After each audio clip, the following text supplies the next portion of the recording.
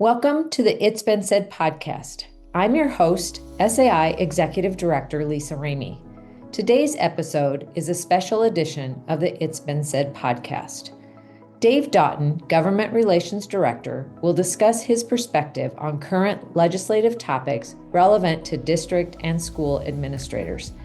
He'll offer his insights on this subject matter periodically over the coming months. Let's hear from Dave. Hi, everyone. This is Dave Daughton with School Administrators of Iowa. I'm the Government Relations Director, here to provide you with a legislative update for the week of February 23rd.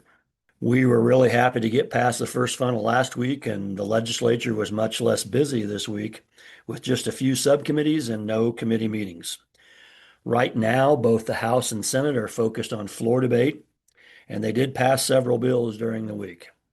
We did have some good conversations with legislators about the student behavior bills, and we seem to be moving in the right direction on those.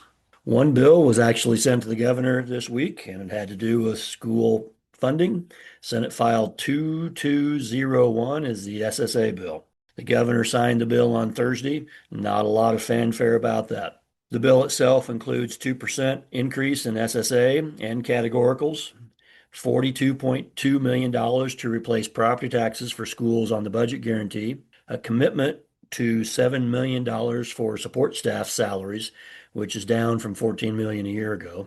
Two enrollment count dates, which will be something new, one in October and one in mid-January. And then the official enrollment number will be the average of the two counts. Also, state aid payments are going to be made quarterly rather than monthly. So that is the bill that the governor has signed, and it will become law. And so we'll move forward from that. The Senate passed several bills out of the Senate and sent them to the House this week. Senate File 2219 has to do with FFA and 4-H absences. It requires districts to allow exempted absences for 4-H and FFA activities. There was an amendment that changed it from excused to exempt absences to match the language in the prior bill. By the way, that bill passed 46-0. Senate File 2299 has to do with concurrent enrollment courses. So when students take concurrent enrollment courses through the high school to the community college and they fail that class, the school district would be able to ask the student and or parents to pay for the cost of the course. I want to remind you that is an optional ask. Schools don't have to do that if they don't want to, but it does allow them to recoup funds if the student just doesn't do the work. Senate File 2086 is called the Junior Firefighter Program. It allows schools to create junior firefighter programs for juniors and seniors and requires the school to coordinate with the fire department if they're going to do that. Senate File 2224 has to do with STEM courses for computer science. This bill says that if a student is taking STEM courses, then some of those courses could count as a computer science credit. Senate File 2412 is one we've been talking about for quite a while. It's the E-Verify system. It requires school districts to use E-Verify for all new hires. That bill passed 47-0. So districts will have to use E-Verify to verify citizenship status for the people that they hire. The Board of Educational Examiners will be doing the same for anybody that gets a license. Now would be a good time to remind you that these are not law. These are only bills, in this case, that are passed by the Senate and sent on to the House. So we have to see where they go, whether the House will pass them, whether the governor will sign them, and so on. Senate File 2430 has to do with displaying flags. It requires public buildings, schools, to display flags at half-staff when the governor orders them to be displayed at half-staff. Senate File 274 is the cash for admission to activities bill. Schools, if this bill passes all the way through to law, schools would then have to accept cash for admission. That bill also passed unanimously with a 44-0 vote. Senate File 2351 as a bill about online instruction and open enrollment into those programs. If a student is subject to a chronic absenteeism plan, they won't be allowed to open enroll until they have completed the chronic absenteeism plan. That bill passed 44-0 as well. Senate File 2263 has to do with transporting weapons. This was originally the bill that would allow weapons in cars, in school parking lots, and in driveways. Those provisions were amended out of the bill. So there are some things about transporting weapons, but it doesn't allow them on school grounds.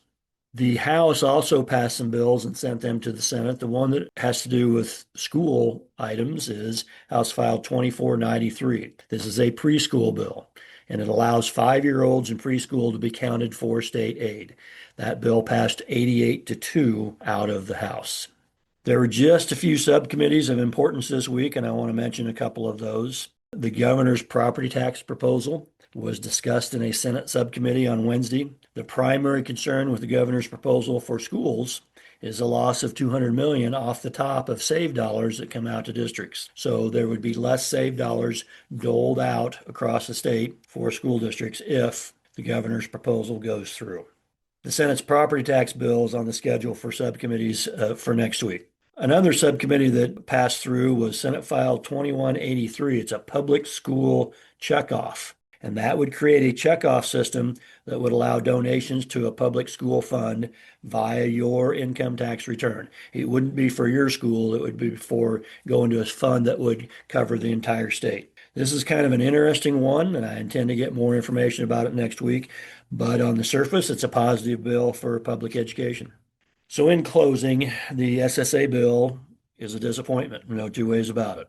But what I do have to say, it's essentially what we were told in late 2025 or before, according to senators and legislators that we were talking to, that it was going to be 2% or less. The funding to cover the budget guarantees was a surprise, but it also shows that they do hear us, as we were sharing that the lower SSA number would result in higher property taxes for those districts on the budget guarantee. It also tells us they had over $42 million that could have gone into SSA based on their budget numbers, but they chose to prioritize the property tax issue. As you read articles and hear politicians talking about how much is going toward education and quoting numbers for the budget that are sometimes inaccurate and many times misleading, try not to worry about that too much.